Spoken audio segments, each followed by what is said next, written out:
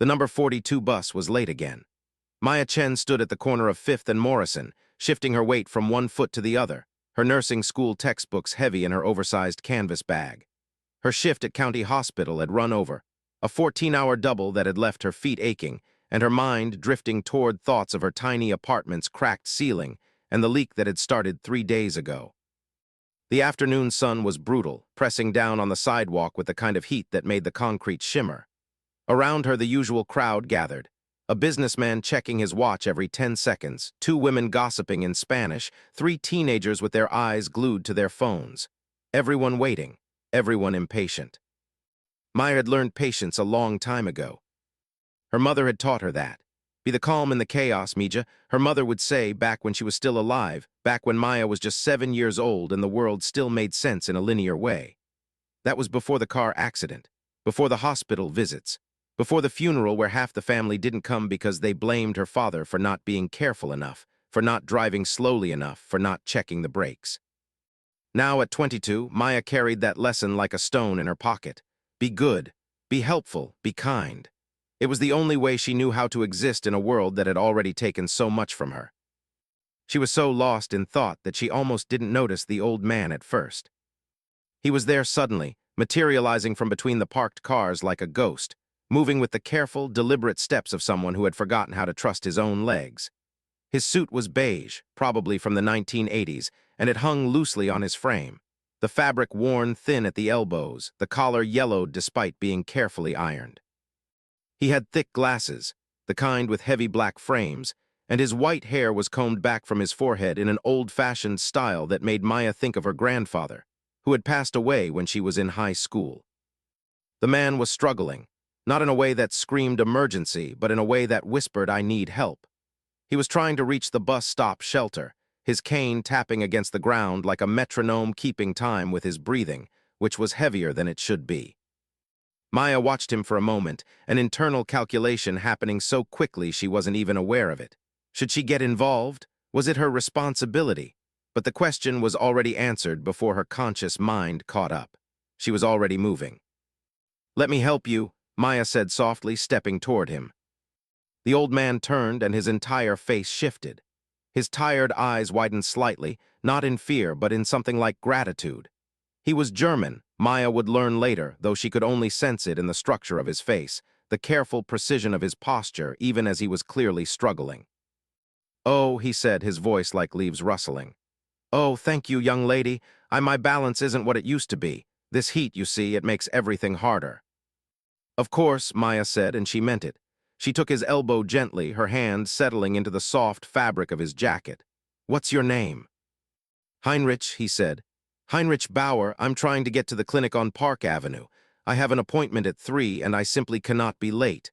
My doctor, she gets upset when I'm late and I don't want to give her more to worry about." "We'll get you there," Maya said. "The bus should be here any minute."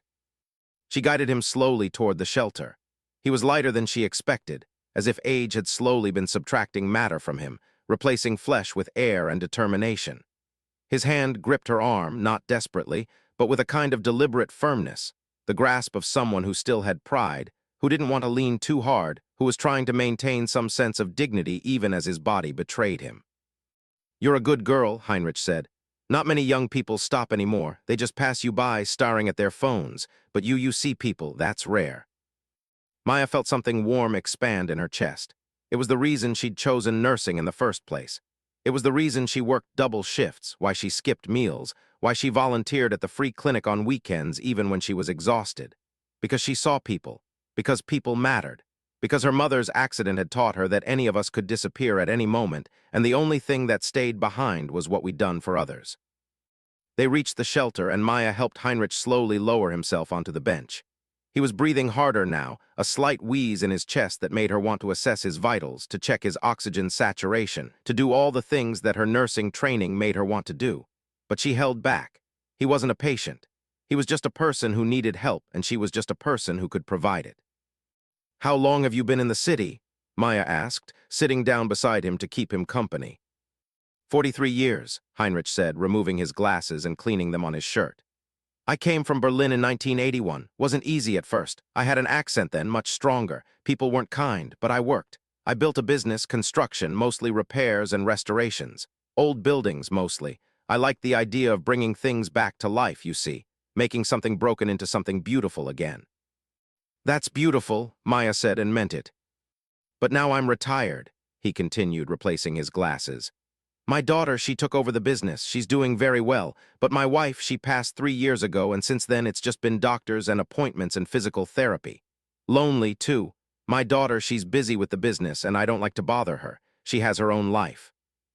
You're not bothering anyone, Maya said firmly. Asking for help isn't bothering people. Heinrich smiled at her, and it was the smile of someone who had learned a long time ago that the world didn't work the way kindness demanded it should. You're sweet to say that. The bus appeared then, turning the corner with a mechanical hiss and a cloud of exhaust. The doors opened with a pneumatic wheeze, and the driver, a tired-looking man in his 50s, gestured impatiently. You coming? Maya helped Heinrich to his feet, supporting him as he made his way up the bus steps. His movements were slow and careful, and she could feel other passengers shifting in their seats, the collective impatience of people who had places to be and no patience for the slow ballet of the elderly. She helped him find a seat near the front, making sure he was stable before stepping back. You're going to be okay? She asked. Yes, yes, he said, reaching out and patting her hand. Thank you. You know, you remind me of someone, my daughter maybe, but also just, you remind me of what it's like to be young and still believe in people. Don't lose that. I won't, Maya promised, and she meant it. She moved to the back of the bus and found a seat by the window. Through the glass, she could see her reflection, a young black woman in nurse scrubs, her braids coming loose from being worn all day, dark circles under her eyes, but something peaceful in her expression. That's who I want to be, she thought. That's the version of myself I choose. The bus lurched forward, and Maya closed her eyes, finally allowing herself to rest. She'd done something good today. That was enough. That would always be enough. Patricia Whitmore was having the worst day of her life, which was saying something, because her life had been a series of worst days strung together like a terrible necklace of disappointment and perceived slights. Her Botox appointment had been rescheduled. Her personal trainer had canceled. The lunch she'd planned with her social circle had been postponed because Linda, of course, it was Linda, had gotten a migraine, and apparently that was more important than Patricia's desperate need to complain about her daughter's boyfriend, who was, in Patricia's estimation, absolutely wrong for her in every conceivable way. Patricia had decided to go shopping instead. Retail therapy. It was the only thing that worked anymore. She'd been coming back from Nordstrom, her arms full of bags containing items she didn't need and would likely return, when she decided to catch the number 42 bus back downtown. Her Range Rover was in the shop, a minor paint situation that was somehow the universe's way of punishing her, and she was not going to take an Uber like some kind of peasant. So here she was, standing at the bus stop, judging everyone around her with the kind of intensity that only a perpetually dissatisfied woman in her 50s could muster. The businessman was too obvious in his desire to appear important. The two women gossiping in Spanish were speaking too loudly. The teenagers were hunched over their phones like they were the entire world. And then there was the black girl in nurse scrubs, looking all virtuous and helpful, aiding some elderly man with a cane. Patricia's eyes narrowed behind her designer sunglasses. She'd learned long ago that the world operated according to a specific code, and that code required constant vigilance. You had to watch people. You had to assume the worst. Because the moment you let your guard down, the moment you assumed people were good, the world would prove you wrong. Her mother had taught her that, or rather her mother's absence had taught her that. Patricia pushed the thought away. She didn't like to dwell on the past. The bus appeared, and Patricia watched as the black girl helped the old man onto the bus. It took forever. The driver was impatient. Patricia could see it in the aggressive honking from the cars behind the bus, in the way the driver gripped the steering wheel. And then something happened, a moment that would change everything. The old man stumbled slightly as he was climbing the bus steps. His foot caught on the lip between the sidewalk and the bus entrance. He stumbled forward, his cane falling away from him. And the black girl, Maya, though Patricia didn't know her name, reached out and grabbed his arm to steady him. It was exactly what anyone should have done. But Patricia's mind didn't work in the way that normal minds worked. Patricia's mind was wired for suspicion, for conspiracy, for the kind of thinking that saw predators and con artists in every interaction. Her mind had been shaped by years of online videos, by true crime podcasts, by social media posts about attacks on seniors and predatory behavior. And her mind saw something that wasn't there. She saw a young black woman grabbing an old white man. She saw the setup for a mugging. She saw the beginning of something that would look great on viral video. Without thinking, truly without any conscious deliberation, Patricia pulled out her phone. She'd seen it done 1,000 times on social media. She'd been part of the discourse. She knew the script. The bus driver closed the doors and pulled forward slowly. Patricia stood at the bus stop, phone already recording, and watched as the bus moved down the street. She only got a few seconds of footage. The old man sitting down, the black girl's hand on his arm, the kind expression on the girl's face. But Patricia wasn't recording the girl's kindness. She was recording what her conspiracy-addled mind had decided was a crime. And she was already composing the caption in her head. Attacked an elderly man at the bus stop. Stay alert, people. This is what's happening in our city now. This is what we need to protect ourselves from. She didn't know the girl's name. She didn't know Heinrich Bauer's name. She didn't even really know what she'd seen, if she was being honest with herself, which she wasn't. But she knew that the internet loved this kind of content. She knew that videos like this spread like wildfire. She knew that a comment claiming to be a victim or a worried bystander could garner thousands of likes and supportive responses. She knew that she could be the hero of this story. Patricia didn't even consider that she might be doing something wrong. In her mind, she was being vigilant. She was being a good citizen. She was protecting the community from predatory behavior. The fact that there was no predatory behavior didn't occur to her. It was funny or tragic, depending on your perspective, because Patricia had never actually experienced real crime. Her life was comfortable. She'd been raised in an upper-middle-class neighborhood. She had a trust fund. She'd never had to wonder where her next meal would come from, never had to make difficult choices, never had to question her own assumptions because her assumptions had always been validated by the fact that she lived in a bubble. But the internet had given her a megaphone, and she'd learned that the megaphone could make her feel important, relevant, like she mattered.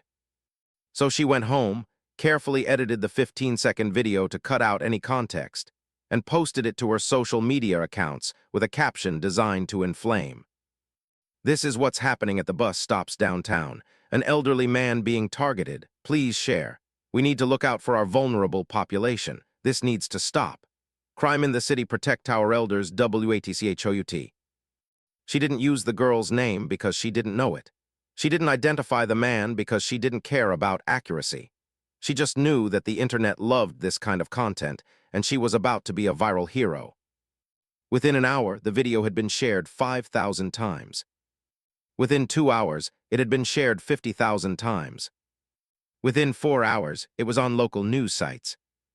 And Maya Chen, who had simply done what her mother had taught her, to be kind to strangers, to help when help was needed, was about to become a villain in a story she didn't even know she was part of. Maya's phone started buzzing at 6:47 p.m. while she was studying for her pathophysiology exam in her apartment. The notifications came in waves: text messages, missed calls, Instagram notifications, Facebook notifications. At first, she thought it was a system error, some kind of glitch that was causing her phone to vibrate like it was possessed. Then she opened her messages and saw her best friend Keisha's text. OMG, are you seeing this? Girl, why are you being called out on the news? And then another's. Trending on Twitter. Girl, bus stop helping is getting you eaten up. Check comments. And then another's. Maya, who is this woman? Everyone is calling her out, but we don't have a name. Can you tell us who recorded you? Maya's stomach went cold. With trembling fingers, she navigated to the video. She saw it immediately, her own hands, her own face, helping a man she'd just met onto a bus. But the comments. God, the comments.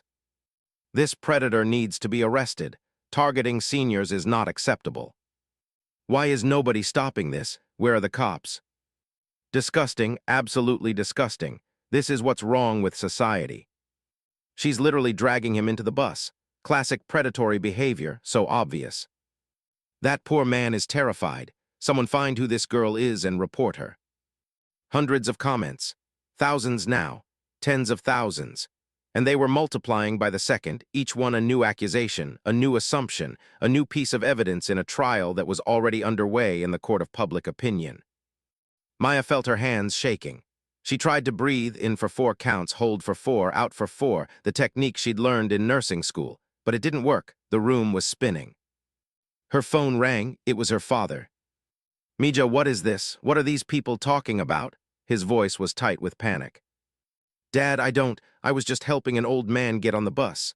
I don't know what video they're talking about. Some lady must have. They're saying you attacked him. They're saying you're a predator. Maya, this is serious. This is on the news. Local news, Mija, they're talking about you." "But that's insane. I helped him. I was being kind. Anyone who watched the full video would." "There is no full video, Mija. There's only the one they're showing. And in that one you look like you're dragging him. That's all they see. That's all everyone sees." Maya opened her Twitter account. Her name was trending, not just in the city, nationally. Maya Chen was trending, and it wasn't because of nursing school achievements or acts of kindness. It was because of what she was being accused of. She scrolled through the tweets. "Can we talk about how unsafe our public transportation is? This girl literally assaulted an elderly man in broad daylight. The audacity to target vulnerable people like this. Where are the police? I would be terrified if I were that old man. The trauma from that attack must be devastating. This is why we need to be watching our surroundings. Predators don't look how you expect them to look." She's been charged yet? Why is social media ahead of law enforcement? Hundreds of thousands of people, debating her character, constructing a narrative about her, deciding who she was based on 15 seconds of video with no context. Her phone rang again. This time it was a number she didn't recognize. "Hi, is this Maya Chen?" The voice was sharp, professional, hungry in a way that made Maya's skin crawl. "Who is this?" "This is Detective Morrison with the City Police Department. We've received numerous complaints about an incident at a bus stop on 5th and Morrison this afternoon. Can you tell me what happened?" Suddenly, this wasn't just the internet anymore. This was real. This was official. This was the machinery of the state moving because the internet had decided to move it. "I helped an old man," Maya said, her voice small. "He was struggling to get on the bus. I steadied him, that's all." "And his name?" "I think it was Heinrich something. He said he was going to a clinic on Park Avenue." "We'll need you to come in for a formal statement." "Am I being arrested?" There was a pause, and in that pause, Maya understood that the answer was more complicated than a yes or no. "We need to conduct an investigation. There have been serious accusations made against you." "By who?" "That woman recording. She wasn't even there to see." "Ms. Chen, I'd advise you to contact a lawyer before making any statements. Will you come in tomorrow morning?" It wasn't a question. By the time Maya hung up, the video had been shared to 2 million people. By the time she tried to sleep, it had been shared to 10 million. By the time she woke up the next morning, news vans were parked outside her apartment building. She didn't leave, she couldn't leave. The second she walked out that door, the narrative would be confirmed in the eyes of the internet. A girl running away, a predator hiding from justice. She called the clinic on Park Avenue instead, desperate to find Heinrich, to confirm her story, to prove that she'd done nothing wrong. "May I ask what this is regarding?" the receptionist asked after Maya gave her name. There was a long pause. Then, "I'm going to need to transfer you to our legal team, Ms. Chen." The clinic had already received dozens of calls about the viral video. The clinic was already protecting itself.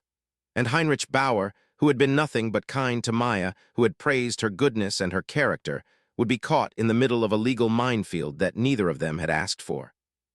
But that was the thing about the internet. It didn't care about nuance. It didn't care about reality. It cared about narratives that fit the mold, that confirmed biases, that gave people a reason to feel righteous in their condemnation. And the narrative here was clear. A young black woman attacking an old white man. It was a story that the internet had told 1,000 times before. It was a story that people wanted to be true because it fit their worldview. Maya sat on her couch, surrounded by the gentle sound of news vans outside, and realized something that would change the entire trajectory of what came next. She wasn't alone in this. There were people who cared about her. There were people who knew her character. There were people, one man in particular, who could tell the real story. But first, she had to survive the next 24 hours. She was standing in his small living room, the one that looked out onto the city he'd helped build, holding her phone like it was a weapon, and she was looking at her elderly father with an expression that mixed heartbreak with rage. "You let her help you onto the bus," Sophia said. It wasn't a question. It was an accusation masked as a statement. "I didn't let her do anything," Heinrich replied quietly. His appointment at the clinic yesterday had gone well. His heart was stable, his medications were working, he had at least 5 more good years left, maybe 10 if he was lucky. But the news had killed some essential part of him in the last 18 hours, the part that believed in people. She offered. I accepted. There's nothing more to it than that. "There is everything more to it, Papa. You're all over the news. Some woman is claiming you were assaulted. There are lawyers calling me. There are people saying you should press charges. You're at the center of a national story about safety and crime and nothing," Heinrich said firmly. "I was not assaulted. That girl did nothing wrong. I am a witness to her goodness, and I will not sit quietly while she is destroyed for being kind." Sophia sat down heavily on the couch. She was 45, successful, with a construction company that had doubled in size under her leadership. She was pragmatic and intelligent and deeply worried about her father's safety. But she wasn't prepared for this, for the machinery of public opinion to turn her father into a symbol and a young woman into a villain. "The police want to talk to you," Sophia said quietly. "They want you to confirm the story, the attack narrative. They want you to be traumatized and afraid." "Then I will disappoint them," Heinrich said. "I will tell them exactly what happened." "That might not matter," Sophia said. "The narrative is already set. You're already the victim. She's already the predator." Heinrich stood up slowly, his aged body moving with deliberate care, and he walked to the window. Below, the city hummed with the sounds of daily life. People going about their business. People being kind and cruel and everything in between, mostly without an audience, mostly without consequences. "I built a business for 60 years, Heinrich said quietly. "I built buildings that will still be standing long after I'm gone. I did this work because I believed in making things better, in improving the world in small, concrete ways. And now, at the end of my life, I have one chance to do something that matters, to stand up and tell the truth and protect someone who did nothing but help me. And you're telling me I shouldn't do that." "I'm telling you that the world doesn't work that way," Sophia said quietly. "I'm telling you that truth doesn't matter when the narrative is already set. I'm telling you that as much as I respect what you're saying, I need to protect you. By sacrificing an innocent person." "Yes," Sophia said, and there was genuine anguish in her voice. "Yes, Papa, because you're my father and I can't lose you to the consequences of speaking up. I can't have you become collateral damage in someone else's story." Heinrich turned away from the window and looked at his daughter. She was afraid. He could see it in the set of her shoulders, in the way she held her phone, in the tremor in her voice. She was afraid of losing him, and she was afraid of the machinery that had already begun to grind, and she was afraid that telling the truth would make things worse instead of better. It was a rational fear. It was probably a well-founded fear. But it was also the beginning of a different kind of violence, the violence of silence, of complicity, of looking away. "I'm going to the police today," Heinrich said. "I'm going to give them a statement, and I'm going to tell them everything." "Papa..." "No," he said gently. "This is my choice. You've made your fears clear, but I have to live with my conscience, and my conscience will not allow me to watch an innocent girl be destroyed for helping an old man." Sophia closed her eyes. "You're stubborn." "I'm German," Heinrich replied, and there was the faintest smile on his face. "We invented stubborn." By the time Heinrich walked into the police station, the case had already taken on a life of its own. The detective assigned to the case was a man named Morrison, mid-50s, with the tired eyes of someone who had seen too much and believed too little. He'd been at the police station for 22 years, and in that time he'd developed a healthy skepticism about public accusations and internet outrage, which was why he was deeply frustrated by the case in front of him. "Look at the video," his partner, Detective Williams, said, leaning back in her chair. "Look at her face. Look at the way she's grabbing him. You can see the intent." "I can see a person helping another person," Morrison said flatly. "I can see an old man being assisted onto a bus by a young woman who appears to be trying to be helpful." "The internet disagrees. The internet thinks the moon is flat," Morrison replied. "I don't make cases based on what the internet thinks." But the problem was that the public pressure was becoming unbearable. The mayor's office was calling. The news stations were calling. Patricia Whitmore, the woman who had recorded the video, had hired a publicist and was giving interviews about her concerns for public safety and the need to protect vulnerable seniors. And then Heinrich Bauer walked in. "I need to give a statement," he said quietly, leaning on his cane. Morrison looked up. He recognized the man immediately from the video. "Mr. Bauer, welcome. Please have a seat. I'm Detective Morrison. This is Detective Williams." Heinrich sat down carefully and proceeded to tell them exactly what had happened. Every detail, every word of conversation, every kindness shown to him by a young woman named Maya Chen. "And you felt threatened?" Morrison asked, already knowing the answer. "No," Heinrich said. "I felt grateful, I felt seen, I felt like there was still goodness in the world because of her." "Would you consider filing any charges against Ms. Chen?" "Absolutely not," Heinrich said firmly. "I would like to file a statement of support on her behalf. I would like the record to be clear that she did nothing wrong. And I would like to know how to help her because this young woman has been destroyed by someone's dishonesty, and I cannot allow that to stand." Williams leaned forward. "Mr. Bauer, you understand that your testimony contradicts the narrative that the public has already accepted." "Yes," Heinrich said, "and I understand that the truth is often inconvenient, but I will not participate in this fiction." After Heinrich left, Morrison and Williams sat in silence. "We have to clear her," Williams said quietly. "I know," Morrison replied. "The public is not going to be happy."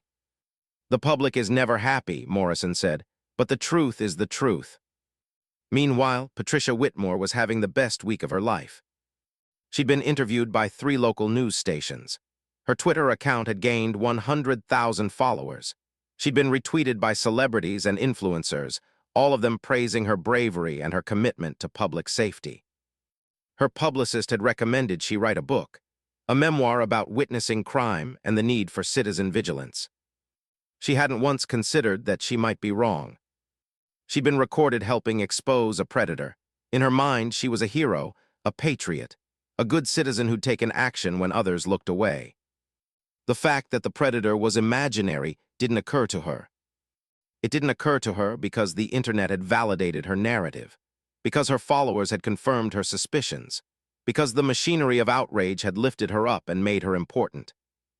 And on the day that the police department released their statement clearing Maya Chen of all charges and criticizing the spread of misinformation, Patricia was giving an interview to a local news station. "They're trying to silence the truth," she was saying, her face serious with the burden of her supposed knowledge. "There are forces that want to protect criminals, that want to pretend that these attacks aren't happening. But I know what I saw. I know what I recorded." The interviewer, a seasoned journalist who had reviewed the actual facts of the case, was looking at Patricia with an expression that was difficult to read. "Ms. Whitmore, the police have cleared Ms. Chen. The man in the video has provided a statement saying that he was never attacked and that Ms. Chen was helping him. Are you considering?" "Police are often corrupt," Patricia interrupted. "Or naive, or both. I'm not going to be silenced by a narrative that the police are pushing." And there it was, the moment when Patricia shifted from victim of her own delusions to active propagandist of lies. The moment when she stopped accidentally spreading misinformation and started deliberately promoting a false narrative, because accepting the truth would mean accepting that she was wrong. And accepting that she was wrong would mean accepting that she was complicit in the destruction of an innocent person's life. And Patricia Whitmore had spent her entire life making sure she was never complicit in anything that made her look bad. The coffee shop where Maya agreed to meet Patricia was called the Morning Light, and it was precisely the kind of aggressively cheerful establishment that made Maya want to cry. The walls were painted a soft yellow. There were live plants everywhere. The baristas had kind smiles and called people by their names. It had taken everything in Maya to agree to this meeting. Keisha had thought she was insane. "Why would you meet with her?" her best friend had demanded. "She's the reason you're being eviscerated on the internet. She's the reason you've had to take a leave of absence from nursing school. She's the reason your name is tied to a crime you never committed." "Because maybe," Maya had said quietly, If she sees me as a person instead of a symbol, she'll understand what she did. Keisha had stared at her like she was suggesting they climb Everest barefoot. Girl, that is not how denial works. But Maya had agreed to the meeting anyway, partly because she was desperate. The police had cleared her, but the internet hadn't. The narrative was too juicy, too compelling, too aligned with existing biases.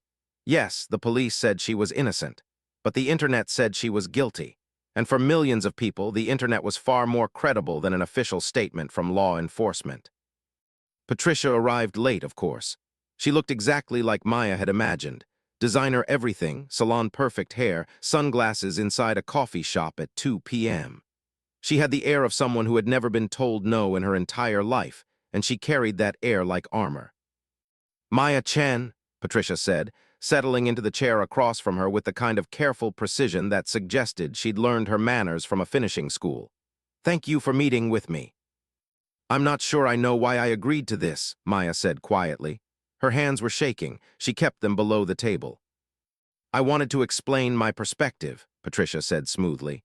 "I wanted to make sure you understood that nothing I did was personal. I saw something that looked dangerous, and I acted in the way I thought was appropriate.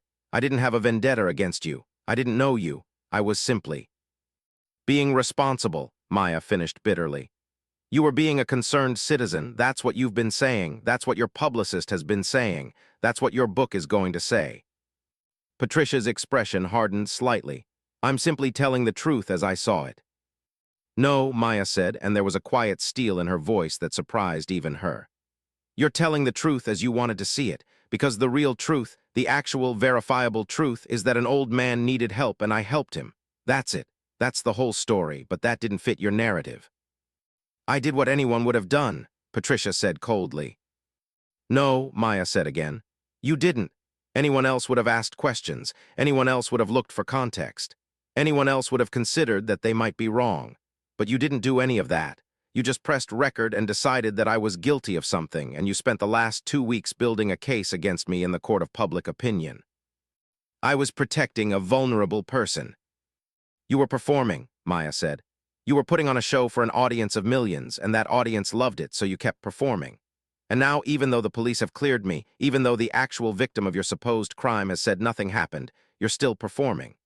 You're still claiming that you saw something that you didn't see, because admitting the truth would mean admitting that you're not a hero.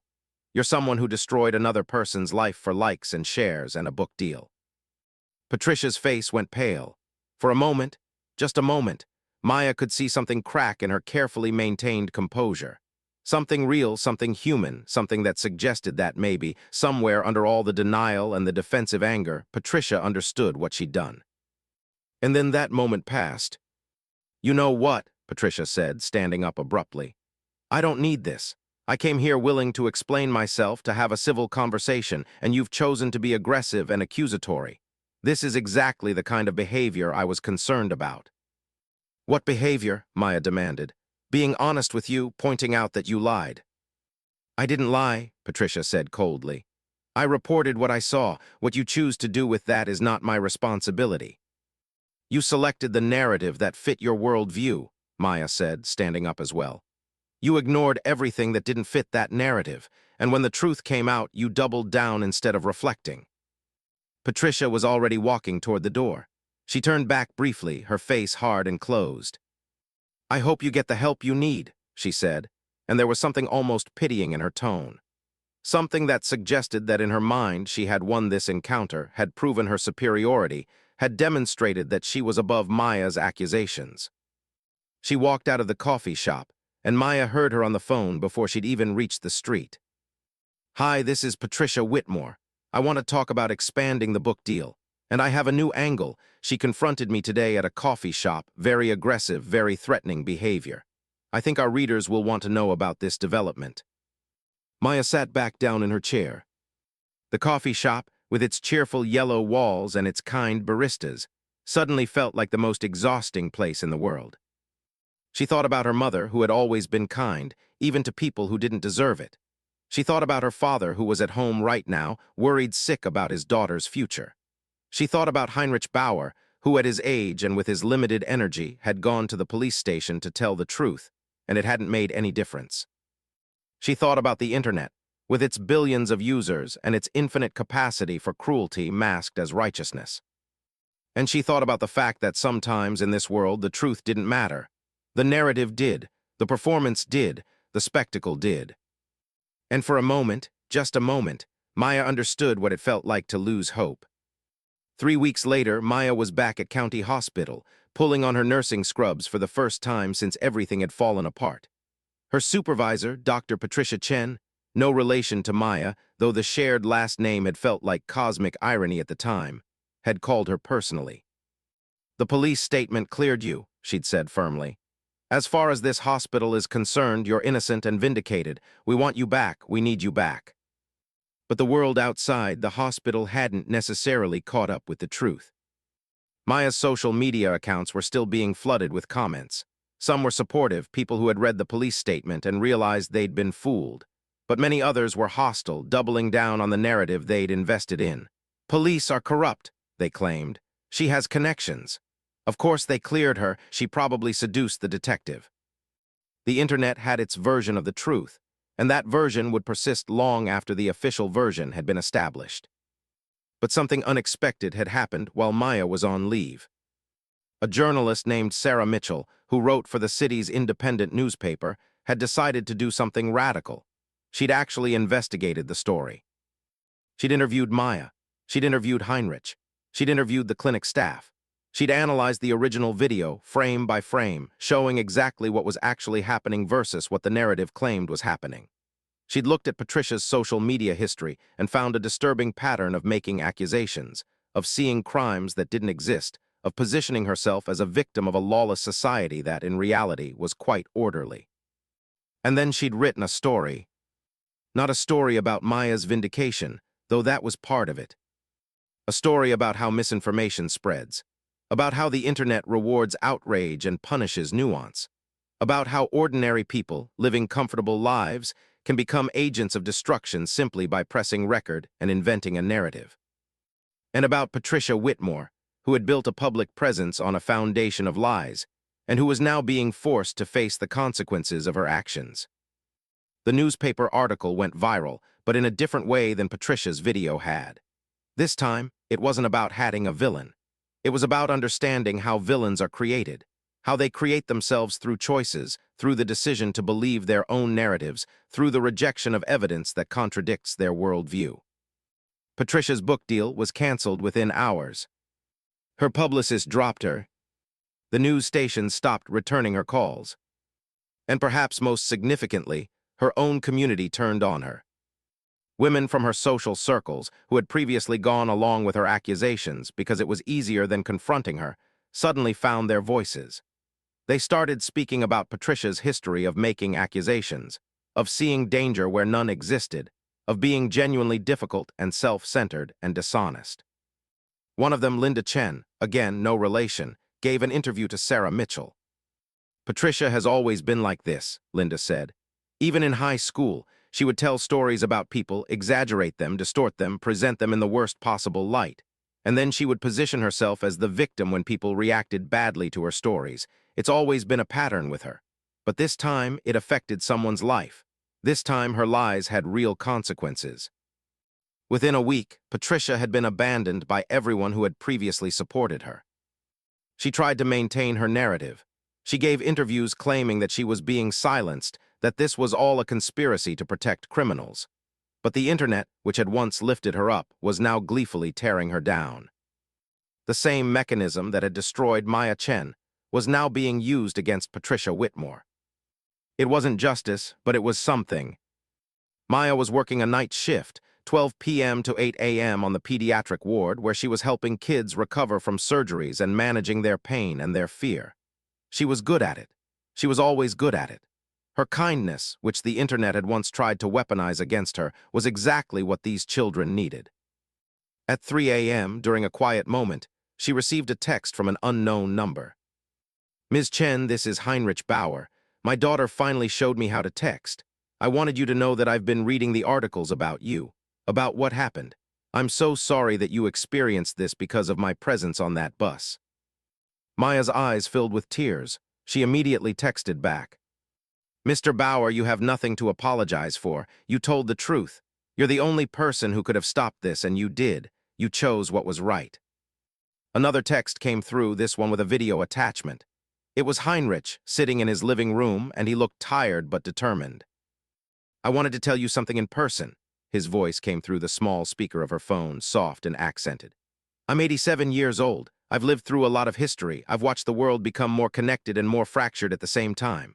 But I want you to know something. What you did, helping me onto that bus, that mattered. That was real. And all of this other noise, all of these people screaming and performing and lying, that's not real. That's theater. But your kindness was real. He paused, and Maya could see him gathering his thoughts. I came to this country because I believed in new beginnings, in second chances, in the possibility that a person could rebuild their life and contribute to society. And you are the embodiment of that belief. You believe that people are good. You act from that belief every single day. And I want to tell you, even if the rest of the world is confused about what happened, I know. I was there, and I am grateful. The video ended. Maya sat in the break room of the pediatric ward, surrounded by the soft beeping of monitors and the gentle sounds of sleeping children, and she cried. Not tears of despair, but tears of something else. Recognition, perhaps, or gratitude, or the simple acknowledgement that goodness still mattered, even when the world tried to convince you that it didn't. Over the next few months, things shifted. Heinrich Bauer became something of a small figure in the city's social consciousness, the old man who had stood up and told the truth. He gave interviews about the dangers of misinformation. He worked with local schools to teach young people about critical thinking and the importance of asking for context before accepting narratives. His relationship with his daughter improved as she saw her father's strength and his moral clarity. She joined him in his advocacy work, using her business resources to fund media literacy programs. Maya returned to nursing school, and her experience, while traumatic, actually deepened her compassion. She began to understand, on a visceral level, how systems could harm people, how narratives could destroy lives, how important it was to see people as individuals rather than symbols or types. She started a small nonprofit with Keisha called Context Matters, focused on helping young people understand media literacy and the dangers of accepting narratives without evidence. Patricia Whitmore's life, by contrast, contracted significantly. She lost her circle of friends. She lost her book deal. She lost the sense of purpose that had come from being a vigilante of public safety.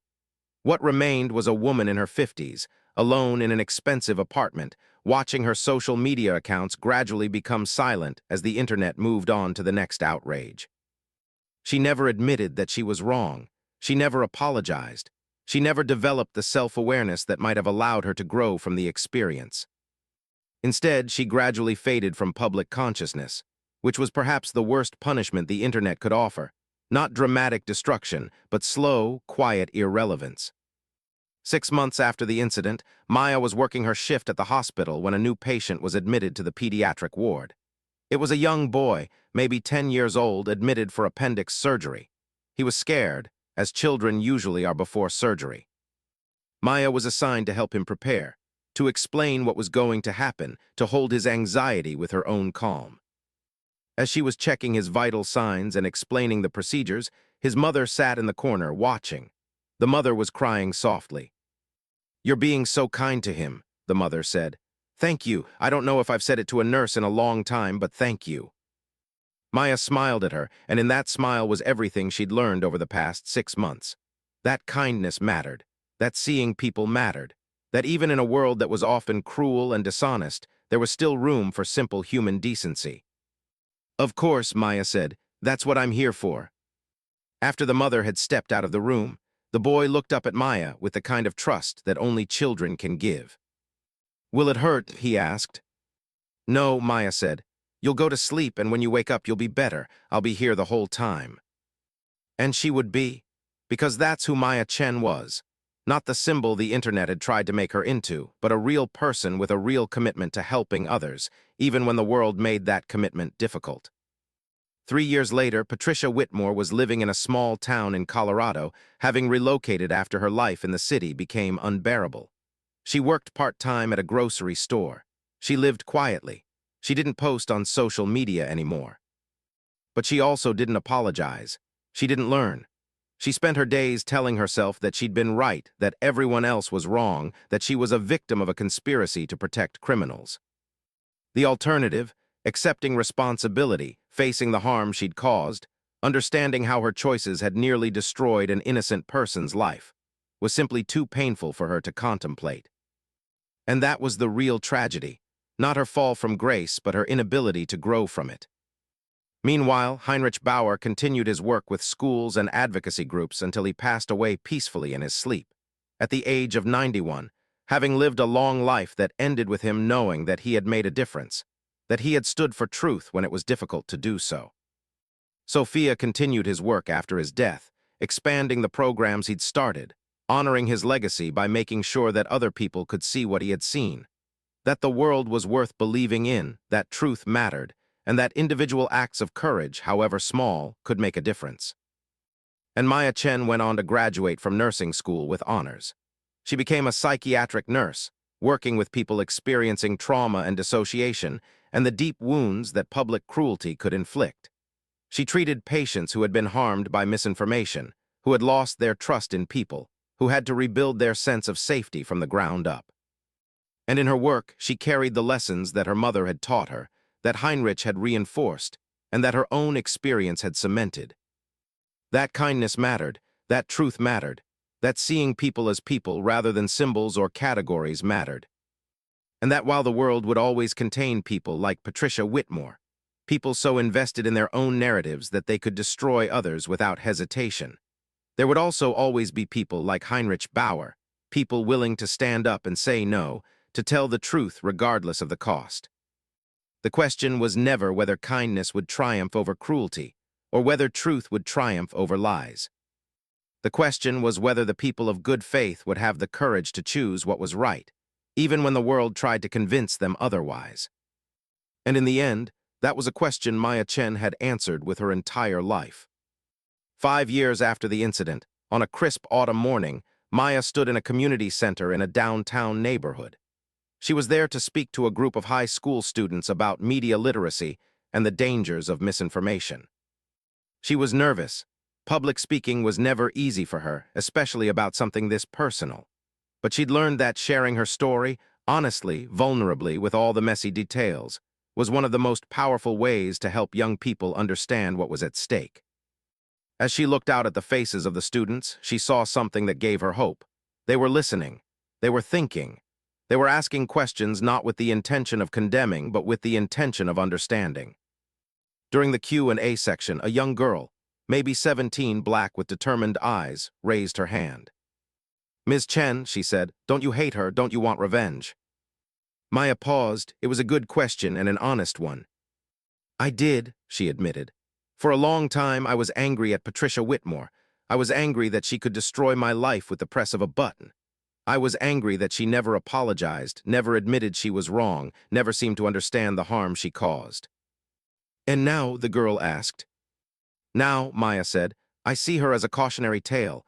I see her as someone who let the machinery of the internet seduce her into believing her own narrative and who was ultimately consumed by it. And I actually feel something like pity for her, because she never got to be better. She never got to learn and grow and change. She just got smaller and smaller until she disappeared." The girl nodded slowly. "The thing is," Maya continued, "I was almost destroyed by what happened. But I wasn't ultimately because there were people who helped me. My dad, my best friend Keisha, a detective who believed in following the truth even when it went against public opinion, and an old man named Heinrich Bauer who took the time to tell the truth when it would have been easier to stay silent." She smiled at the girl. "So the question isn't really whether we should hate the people who do wrong. The question is whether we can build a world where more people are willing to do what Heinrich Bauer did, where more people are willing to ask for context, where more people are willing to slow down before they press record, before they share, before they participate in someone's destruction." "Is that possible?" the girl asked, and there was doubt in her voice, the doubt of a young person who had grown up on the internet, who had seen how bad things could get. "I don't know," Maya said honestly, "but I have to believe it is, because the alternative is to believe that the world is fundamentally broken, and I'm not willing to do that. My mother taught me to see the good in people. Heinrich reinforced that, And now, every single day, I try to do the same for the people I work with, the people I meet, the people I teach. She paused. The internet will always exist, and there will always be people like Patricia Whitmore who are willing to destroy others for likes and shares. But there will also always be people who are willing to help a struggling old man onto a bus, not for the audience, but because it's the right thing to do. And that matters, the girl asked. That matters, Maya said firmly. It matters more than anything else. After the presentation, several students came up to talk to her. One of them, a young man in a black hoodie, asked if he could give her his contact information. I'm starting a student organization focused on fact-checking and media literacy, he said. We're trying to be the antidote to misinformation on campus. Would you be willing to help us, to mentor us? Maya smiled, and in that smile was the continuation of a legacy. Heinrich's legacy, yes, but also her mother's legacy and her own. Of course, she said, that's what I'm here for. As she drove home that evening, Maya thought about the journey she'd taken from that day at the bus stop to this moment. It had been long and painful and challenging in ways she couldn't have imagined, but it had also taught her something essential. That a single act of kindness could set in motion a chain of events that might take years to unfold. That truth, even delayed truth, still mattered. That people had the capacity to choose goodness, even when the world incentivized cruelty. And that the most powerful thing she could do was to continue to be kind, to continue to see people, to continue to tell the truth, even when it was difficult. Especially when it was difficult. Because that's where the real strength of the human spirit lived, not in big, dramatic moments, but in the daily choice to do what was right, to see people as people, to believe in the possibility of a better world. And to build that world, one small act of kindness at a time. The bus stop where it had all begun was still there, unchanged. Maya passed it sometimes, and she would always think of Heinrich, of his kindness to her, of his willingness to stand up and tell the truth. And she would think of that young man at the bus stop, the version of herself who had simply wanted to help, who hadn't known that kindness could be weaponized, who had believed that telling the truth would be enough. That Maya had been naive, but she was also brave, and she had survived. And in surviving, she had learned to transform her pain into purpose, her anger into advocacy, her trauma into teaching.